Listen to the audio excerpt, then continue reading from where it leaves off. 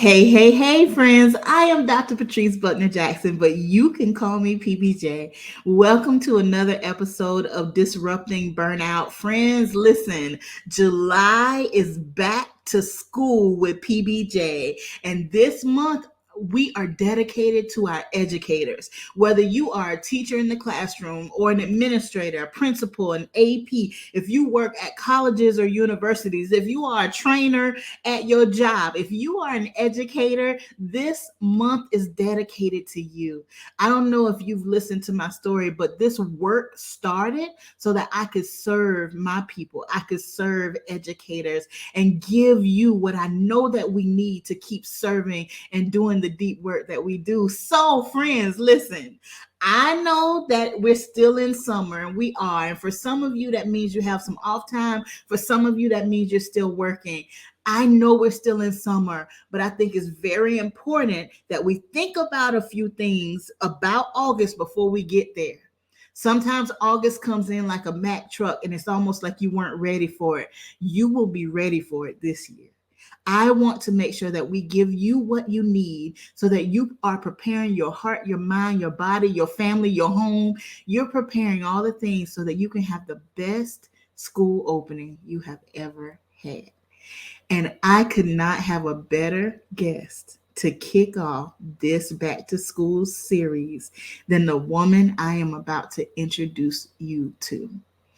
I met Roberta Axson in a coaching program that we both joined. And day,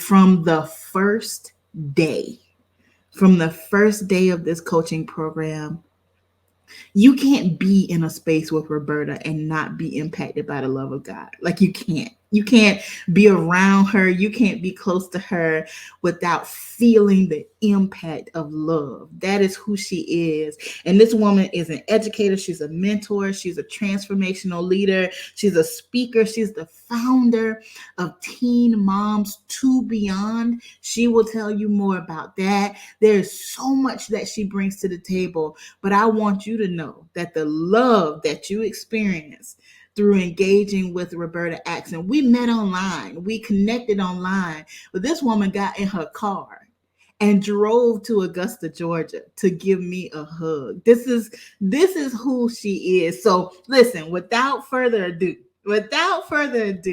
I need to introduce you all to my friend, my sister, fellow educator, Roberta Axson. Roberta, thank you Ooh, and welcome to Disrupting Burnout, sister. I feel welcomed. Thank you so much, Dr. PBJ. You said a lot. You said, and I Mhm. felt that.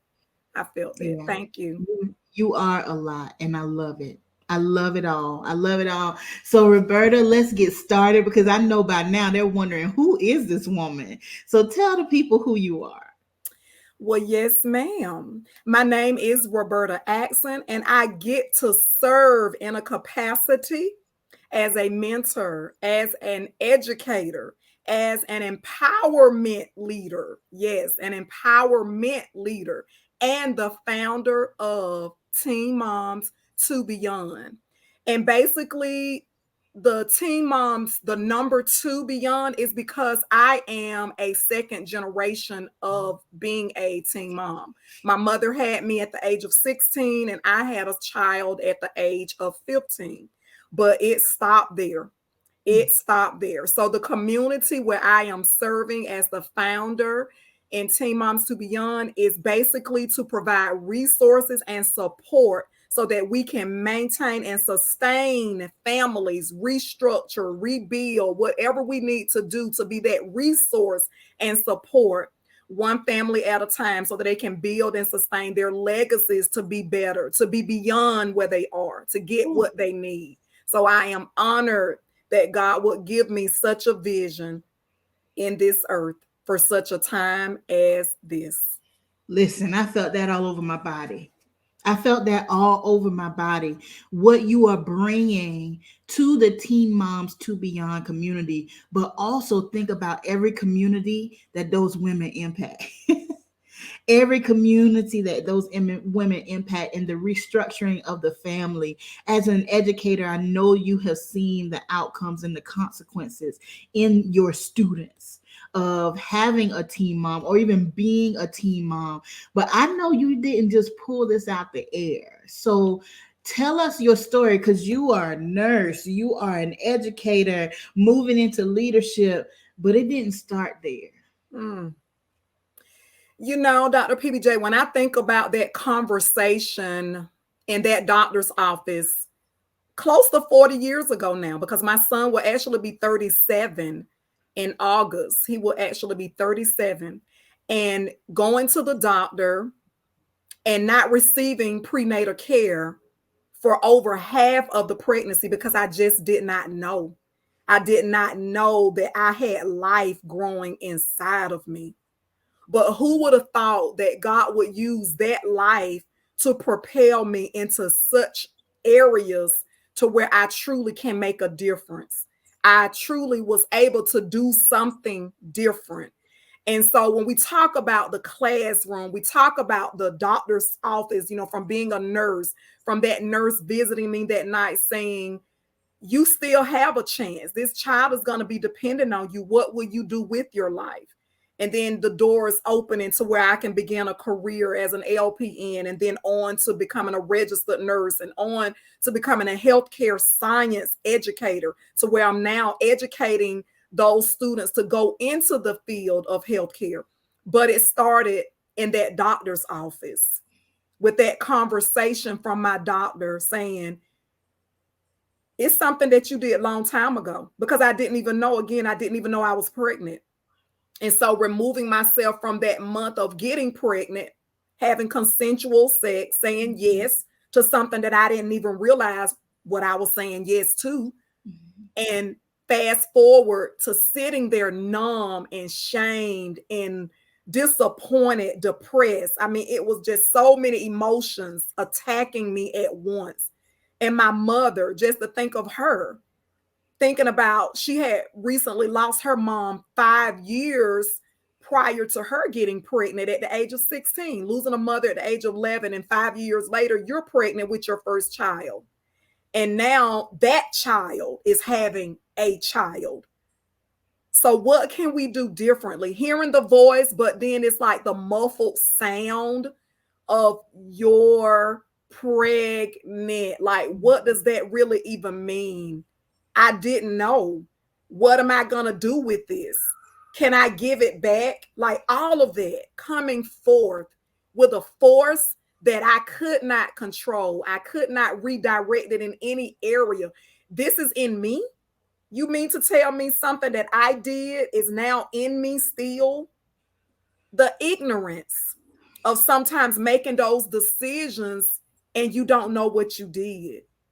So I get it, to when I think about the restructuring of the family. And God really has a sense of humor, because I never wanted to teach. I never ever wanted to teach, but this is something that he gave me as an assignment to build me, I feel, for this capacity, because it's about the family. And when you have those children that come into your classroom, into your offices, into your building spaces, and they're not equipped because they have a teen mom or a single mom, or just parents that's trying to figure it out, because sometimes it is, they have a mother and a father at home, but then there's still that gap.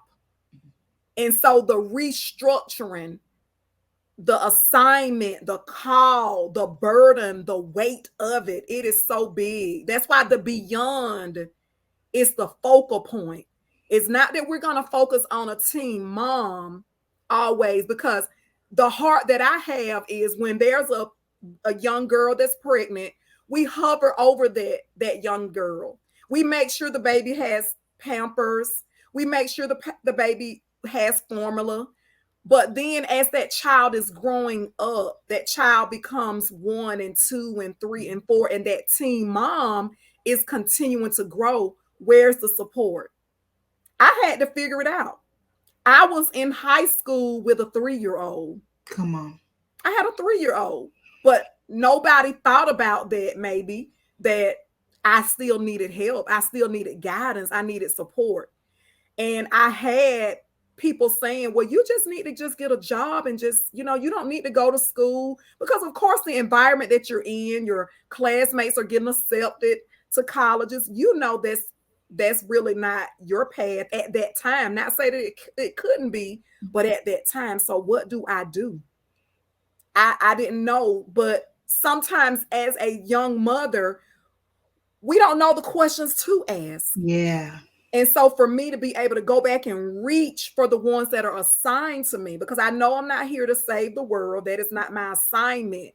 But oh, do I remember how I wish I could have, would have. I had support, but there were things that people could not understand. They could not relate unless it was their story. Yeah. So that is how Teen Moms to Beyond came about. It was birthed through understanding that I can move beyond my choice, Mm-hmm. beyond statistics, beyond your judgment of me. Mm. Yes, it's a beyond thing. You may not understand it. Mm. Ooh, Roberta. So first of all, this is why I'm a member of your community. And I'm so grateful that you are. This is why. So I was not a teen mom, but my mama was. Mm, My mama was 16 years old. 16. She was a baby. yes. You were a baby. 16 years old. And at 16, she started making decisions, not just for her life, but for mine. And then my brother, who came along later, and my sister, who came along later. My mother had a baby at 16 years old, went to work immediately. She was an athlete. She had to give up. My mom was a championship basketball player. She was an athlete. She let that go when I came along, but she never stopped winning. Let me tell you something. Mm, My mama went to work at our local hospital. When those hours didn't align with what she needed to take care of her baby, she went to hair school. She got her license. She opened her own salon, and she has had her salon 30 years. How many small business owners can say they've been open and thriving for 30 years? So that's why I will always live to bring her honor. Always. I will always live to bring her honor, because even at such a young age, she started making decisions for my now. I would not be where I am today if it wasn't for 16-year-old Patricia Jones. mm, So I just wanted to pause and honor my mama, but also honor you, because not only did you make decisions to support your son and then the son that came later, but also look at what God has created. Look at what he's doing from your story. Roberta, talk to us about how in the world did you go from teen mom to I'm going to nursing school? Like, what did that look like? How did you do that with babies? Like, how did that happen? it's like what you just mentioned. There were no delays in decision making. You have to do something now. You have to do something for that moment, because I'm not sure about you, but I felt the guilt even from my mom of not Mm-hmm. being able to do things. And I love my mom, and I'm so grateful that she made the choice to have me. Number one, I'm Mm-hmm. here. But at the same time, the things that have to be pushed back and delayed because of the decision of now. There was a Yeah. now decision. And so when I realized, I was in a health occupations course in high school, and it was just something where I just enjoyed serving. I enjoyed seeing people do better, get better. So Yeah. the nursing aspect, being able to be at that bedside with that physician, with the team, and seeing where we actually start with the discharge planning on the very first day. It's Mhm. not, we work from backwards to forward. And I love everything about it. It was just the fulfillment I felt at that time, to where I needed to pause. I needed to give myself time to complete this so that I would have more, because the $3.85 an hour was not enough in Roberta. 1990 for a woman with a child. Minimum wage was not going to keep me stuck and stagnant. I just couldn't allow that. So it was no delaying in that decision. I needed to do something at that moment. And Yeah. so nursing was it. And I would start with the foundation, with which the licensed practical nurse was for me a foundation. Now you don't have to always start there, but I knew that if I worked as an LPN, I could go back to school for my RN while working as an LPN. And it will give me the experience. It will give me more than a $3.85 an hour Yeah. and opportunities. And so that's how the door just opened for me to do that. I love and I appreciate the nurse and the doctor who told you your life is not over and that you can make decisions now. And I so appreciate that you are sharing that message forward, because I have encountered so many folks who feel condemned, who feel thrown away, who feel like their life is over, like they cannot move forward, that they don't know what their options are, they don't know how in the world they're going to do it. So I'm so grateful for the ministry that you have now to encourage teen moms, whether they have the newborn right now or if their kid is grown now and they still feel stuck as that teen mom. I appreciate that you are helping them move beyond. So, talk practically. Maybe there's a teen mom who's listening to us right now, or maybe she's in her early 20s and it's just her. Maybe she's a single mom and she's got this little one. What are some practical things that you did or you had to do in order to accomplish this goal of getting this education, but also taking care of this baby? Hey, friend, listen, I have an exciting news for you. So, if you've been following, you know I've been writing this book and I am so excited about getting it into your hands. And guess what? Today, I'm offering you the first sample of my new book, Disrupting Burnout. Friend, listen, we have more work to do, okay? It's still going to professional editing. We still need to design the book, but I can't wait till all that's done for you to start digging in. So there's a sample copy that I read myself for you that's available to you today. All you have to do is go to www.patricebucknerjackson.com/book. Again, patricebucknerjackson.com/book.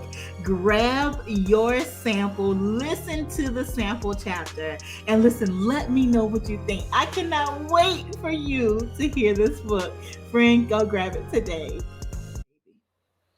Well, it actually is the root of my pillars. I have 5 pillars in the community that I serve Teen Moms to Beyond. And that is first and foremost self-care. I did not know how to self-care, care for self. I did not. And so the foundation of being able to take that Selah, that pause to where I need to just take a breath. I need to just be in the moment because we're always rushing. And as a teen mom, former teen mom, you're always feeling like you're behind. You had a child now, you got to play catch up. You have to catch up. But it's a lifestyle. And I think sometimes we think that, oh, this is where I am and I've arrived, but no, this is where I am, but where am I going? I have to move beyond this part, the next phase, and seeing it in cycles and phases. So self-care, number one, I had to learn, and I am still learning how to care for self in different phases of my life. So I would definitely speak to that teen mom, that former teen mom. You have to take time for you. You have to take that time for you, whatever that looks like. And sometimes we say, oh, I can't afford to go on a vacation. Well, you can afford to go to the park. You can afford to do whatever it is where your budget is speaking. So number two, the time management, making time for you, making time for the things that are priorities for you, to you. So as you invest now, you will benefit later. And that's the number one resource is time. So self-care, time management, and then there's money management. You cannot manage money until we are able to manage the time that we've been given. We all have 24 hours, 7 days a week. The year passes Each and every day, each and every second, each and every minute is going to accumulate and accrue the same time value. But what are we doing to develop ourselves with the time and manage ourselves with the time and the money, the resources that we've been entrusted with? Like I stated earlier, $3.85 was not a lot, but I made it stretch. I made it work. I knew I wanted more. I knew I needed more. But what was I willing? What time was I willing to invest in the more than that I needed? And so the self-care, time management, money management, and then the last two pillars that I have in the group are personal development and professional development. And in my opinion, you cannot develop as a professional person until you dig deep and know who you are, your identity. And sometimes, as children are born to a young mother, that identity is attacked. There's an identity crisis, even for the teen mom. Who am I? What purpose am I here for? And so, being able to develop personally, spiritually, mentally, emotionally, spiritually, all of the things, physically, that will help us to develop into the professional person that we need to be, that capstone of my purpose in the professional development. And then that's where we're able to go out and serve as a whole person to the ones that are still trying to find their way, and being that guide, being that facilitator, because we understand self-care, because we understand time and money management, because we understand personal and professional development. It's key, it's critical. And so the former teen mom or the teen mom now that's parked in any of those pillars, they're able to connect, they're able to find their way, their path, and Mhm. build from there. The fact that you didn't start with the professional development is so important, because often we start with the what am I going to do? What am I going to do? What who am I going to be? What am I going to do? But you started with self-care, and it's often the last thing that a mom is thinking about, a teen mom or any mom. The self-care is the last thing that she's thinking about. But we know the truth is, if we don't start there, then we can't Ooh, sustain what we're doing for anybody else. exactly. It is so critical to start there, and then to go with the time management. You can't manage your money unless you manage your time. Roberta Axson, you are preaching today, because people are figuring out ways to make more money every day. But let me know who can make more time. Please tell me how you can make more time. We all get the same amount of time just by waking up and breathing. As long as we're alive, we're getting the same amount of time every day, but it's limited. It's limited, and we have to be a good steward over Steward. our limited resource. Oh, that's so good. That's so good. So, okay, because we got to talk to these educators, because those five pillars that you just mentioned are important for educators, whether they are teen Oh, moms or yes. not. So, talk to me about, let's go back to your story. How did you move from nursing to teaching, and teaching the course that had such an impact on you in high school? Absolutely. Listen, tell us about it. Nobody but God. Like I mentioned, I would never, and I even said that to someone that spoke that I would be teaching. I said, "Oh, I would never do that. They don't make enough money." That is what I had the nerve to say. And God said, "Okay, I'll show you." And really, he showed me. But when I tell you, the most rewarding, and I thought nursing was my everything. I was so grateful to be chosen to completion of a program that could make a difference, not just for my life, my child's life, but for others. But when I tell you, being an educator, my heart just throbs for Mhm. being that voice, being present with my presence, the gifts that he trusts me with. Those students, they mean everything to me. Yeah. They mean everything. And so when I get the opportunity to serve them in the capacity that he entrusts me to serve them, it's major. It's Mhm. major. And I try to run, I try to hide, but that's where the leadership is rising up in me now. But being an educator for the past 18 years, I can't think of anything else that it's that God really, and the fact that the way he even got me to this point, he even brought witnesses, Dr. PBJ, to where when he spoke it to me, she's my mentor now, but he brought another educator and the principal that hired me to make sure I knew, yes, I said, you're getting ready to teach my children. And so it's so much bigger than a classroom. That's the thing. And I'm so grateful that I get to serve them the way he allows me to serve them, not the standards for the Department of Education of Georgia, but the way God desired that I serve them and teach them and groom them for more. Mm. They're beyond as well. They're beyond the classroom. They're beyond high school and middle school. I've never taught elementary, but I taught middle and high school. They're beyond, and that they can make a difference. So I'm just honored, and just to be chosen from Mm. my background of being a former teen mom to now being able to teach and lead in such a way that is really, it's mind blowing to me sometimes, because I can't even believe that the things that he shows me that are coming. And I'm like, okay, I have to trust you because I trust you back then, Come how on. you equipped me. Because Dr. PBJ, when I first started teaching, and this goes to show you, God does not he doesn't call the qualified, he qualifies the call. I had an associate degree.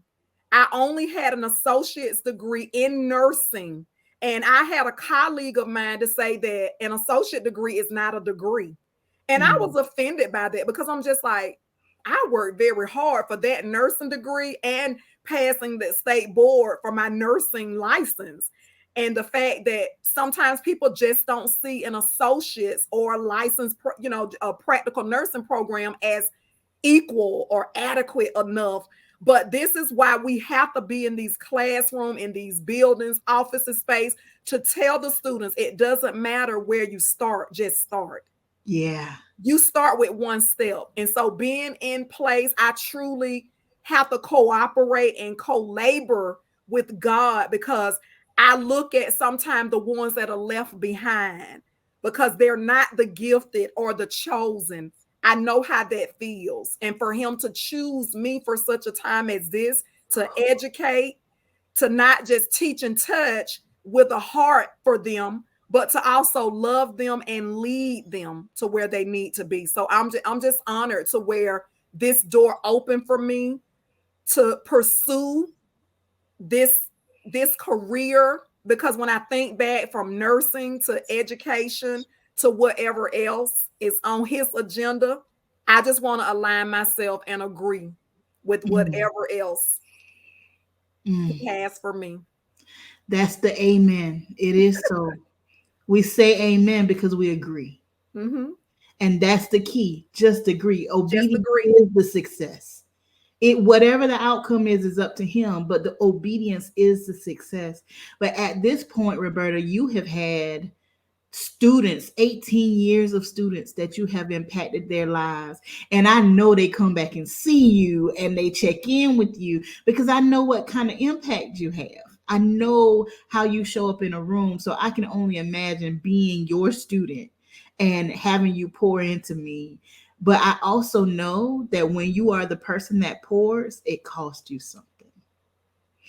So, talk a little bit to your fellow educators. So, to the teachers, the administrators, folks who are listening to this episode, what would you encourage them to do to prepare themselves to start a new academic year? It goes back to the pillar self-care.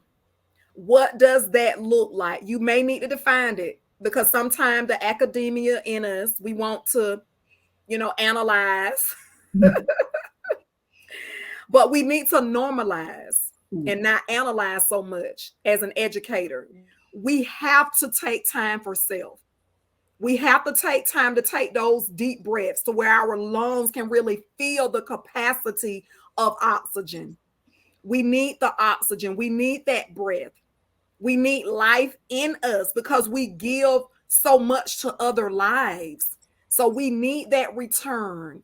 So being able to sit, just having time to think, bring a journal. I travel with a journal. I have a journal in my prayer room that doesn't leave. I mean, a journal in my car that stays in the car, a journal always on me, like with my backpack or purse.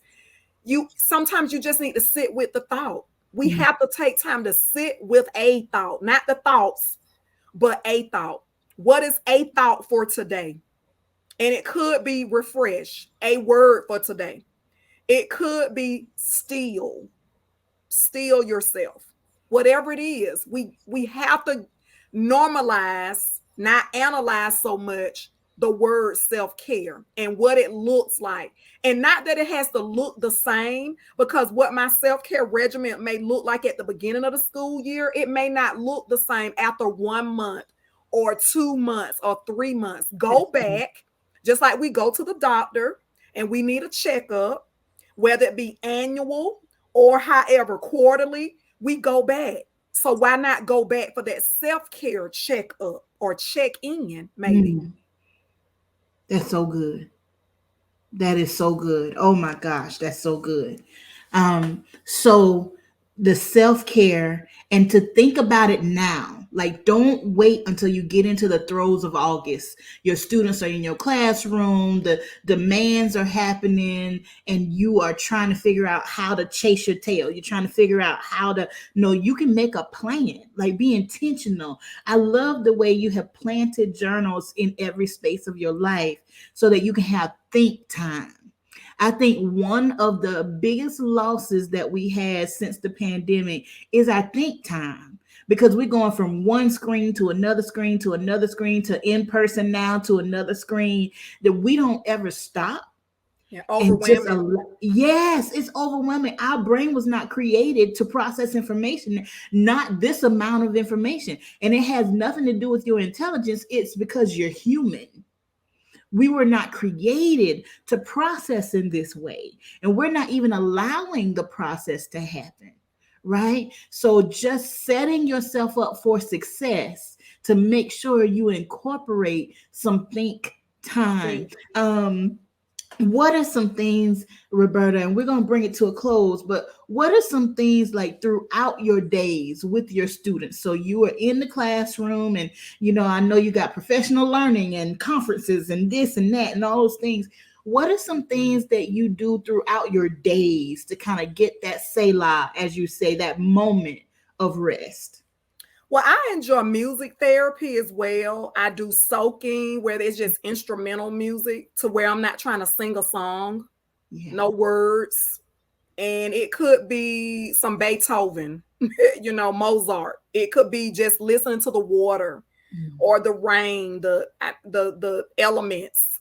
It could be just me stepping out into the hallway, because this is the first time I have not had a window in my classroom, and it's been so hard for me Yeah. because I like seeing the light. I draw light because I am light, and Yes. I have to step out sometimes into the hallway, and they're right there. I'm not going running downstairs or something without them, but just being able to step away. We don't know how to do that. Mm. Sometimes you need to take a lunch in your car if you can, or Yes. take a lunch somewhere else in a hallway at a table. I even sit with the students sometimes at lunch because it changes up. Just doing something different. It's Yes. doing the different, something that people wouldn't expect you. And I dance with them. I mean, I just change it. It just depends on whatever I feel. They teach me things, I teach them things. Just I think again, it's the routine of people just wanting that analytical, the plan, the checklist, and it drives you insane sometimes because you're overwhelmed by all the things on the paper, but Mm. you're not in tune to the person. You got all the things on the paper, but what about the person? The person is nowhere on that paper. And so just being able to redirect, your spirit flow to something different, smiling, even smiling, a laughter to where, hey, does anyone have a joke today they want to share? They don't know what to expect, Dr. PPJ, when they come to my classroom. I mean, I'm that teacher that, and like I tell them, you're not going to find a nurse and a teacher in this building. You have 2 for 1. So I'm the only nurse and teacher. So don't expect me to be like anyone else, even as a leader.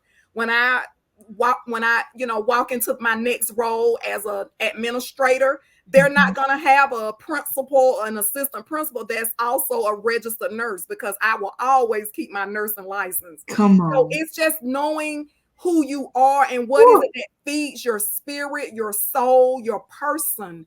And when we take the time to think about who we are, why we're here, what things do we contribute into the areas and arenas that we've been called and assigned to, then it'll flow easier. I think that we're sometimes suffocated and constipated Woo. with stuff to where we can't breathe. It hurts us to take a deep breath because we haven't done it in so long. So just do something. Laugh out loud. Who cares if somebody looking at you? We're so concerned about the people that are not concerned about us. I don't care what I look like or sound like. This is me. And I'm so in love with who I have become over the years, from the struggles of not knowing how I would end up. So now that I'm here, and for whatever journey ahead that God has me on, I say, yes, it is so. And it starts now with saying it before it is. I'm trying not to scream. Scream! Because I want the people to hear what you're saying, but oh my gosh, y'all need to hear Scream! what she's saying. I hope you hear this. As you're telling this, I hear secret sauce, brilliant. Yes, that's a This is your brilliance. It's your brilliance. You're not trying to show up as your mentor. You're not no. trying to show up as your principal or your AP. You're not trying to show up as any other. Nothing wrong with being inspired by somebody else, but inspiration and imitation are two different things. Mm-hmm. They are two different things. And the freedom to show up as you and who you are and how you present and how you teach is so powerful, because that's what your students need from you. They don't need you to be the teacher down the hall. They No don't need you. counterfeits. None. They don't need you to act like whoever the teacher of the year was, even though you were the teacher of the year. They don't need you to. And then even with that, Dr. PBJ, how does a teacher of the year supposed to act or supposed to be? You will never be like me. Come So it's on. like, don't try, because when we compete and when we compare, we contaminate. When we compete and when we compare, we contaminate. Why do I want to be contaminated with what God gave me? So we got a lot of decontamination that needs to be occurring right now. So we have to teach and model that for the students as educators, as leaders, teachers, staff members, because we're all role models to those students. It doesn't matter where you work in that building, you still are a role model. So don't compare to what they're cooking over there, how they do it over there, how they clean the school over there, how they lead over there. Because when we compare and when we compete, we contaminate. Oh my We're God. all winners. We all are victorious in what we have been called, anointed, and appointed to do. So we got to show up as if we know that. Ma'am, ma'am.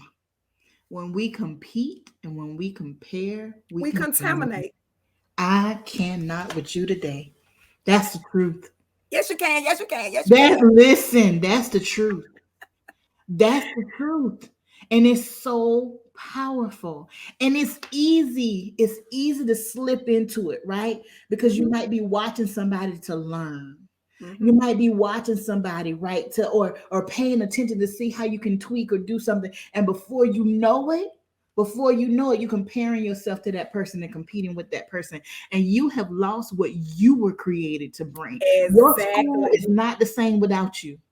It's not. Exactly. They could hire another person and they would never get the same And brilliance they that you will brought. when I'm no longer there. You have to know, and that's another. Oh, Dr. PBJ, don't get me started with the leaders who's coming after you, who you are equipping to come in. They cannot take your place, because we'll say, "Oh, so and so is here to take Roberta's place." No, they cannot take my place. They take the position, but not the placement.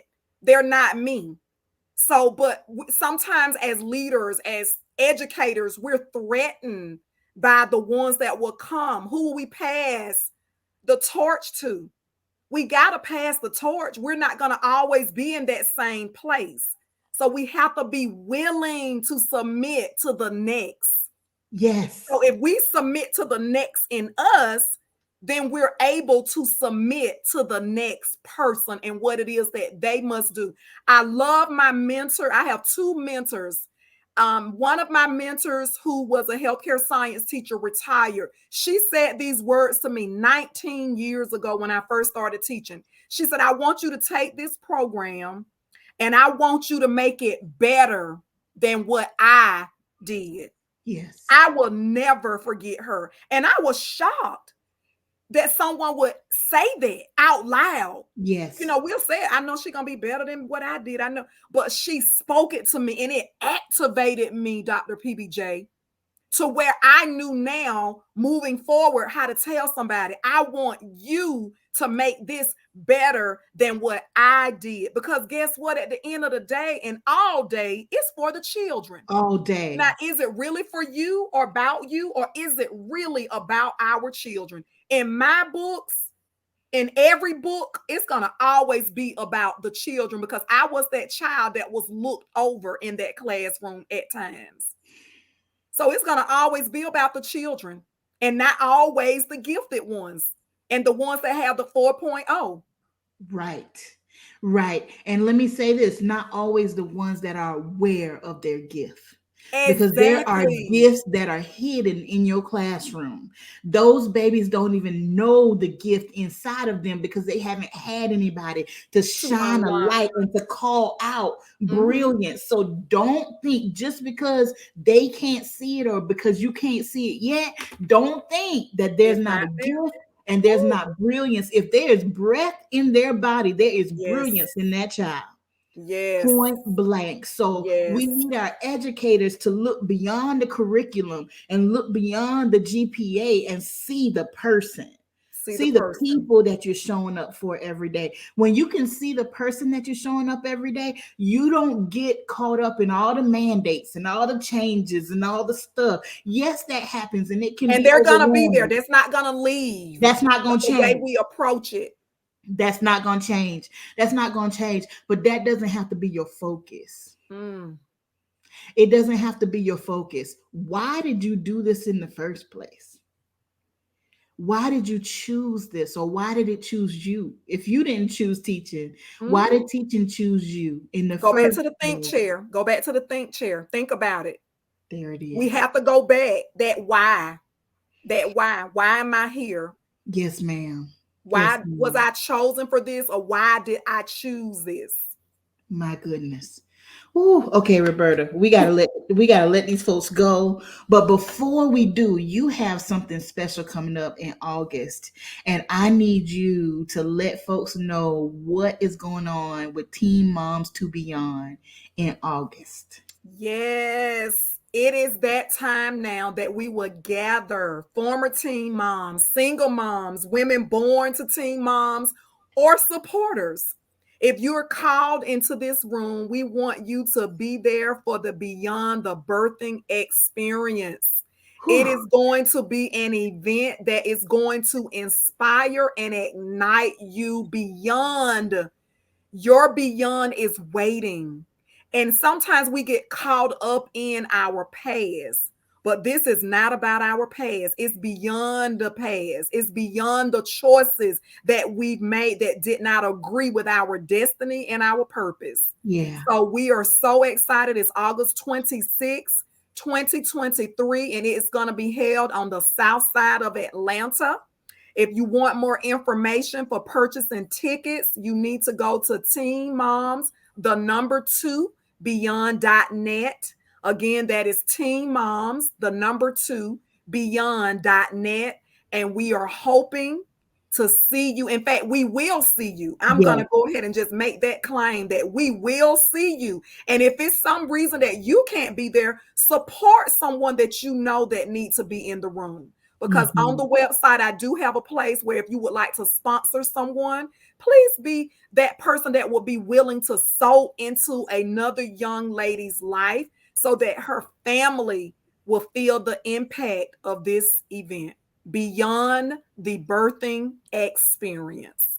Oh my goodness. Listen, even from this conversation, I know y'all can feel the power that's going to be in that room. So go get signed up. All the links will be in the show notes. How to be a part of Roberta's community will be in the show notes, because you know you heard the call. Your heart hears the call. You know you need to be in this community. You know you need to be connected to what God is doing through Roberta Axson. So I will make sure that you have all of these notes and everything in the show notes. Make sure you sign up for the Beyond the Birthing Experience. My goodness. In Mm. August, y'all. It's And going to Dr. PBJ, I just want to take this time to honor you because even as I am able to pour, I understand the need for me to be poured in. So you are my professional development coach. be. You are my profession. I want to say personal and professional because you dip on both sides, but it's that finishing for me. And I'm so honored that God did it. God did it. You are my professional development coach. I have a coach for each one of my pillars. And Yeah, I just want to take this time to honor you publicly for your continuous pour into me so that I'm able to strip all the things that need to be removed so that I can continue to show up as the person that I was born to be in this season of my time, and so that I can continue to pour into the ones that are called to me. my gosh. Roberta, I want you to know that it is an honor. It is an honor for me to walk with you in life, to be a part of your community, to be connected to you as sister, and to share any and everything that Holy Spirit would give to me to you that will help you along your way. It's an honor. So thank you, sister. Who y'all? You need to share this episode with somebody. You know, an educator, you know, a teen mom or a former teen mom who needs to hear this conversation. Don't keep this to yourself. Share it with somebody so that their heart will get what it needs today. All right, do that for us. And as always, y'all, you know, you are powerful, you are significant, and you are loved. Love always. PBJ. Bye, everybody.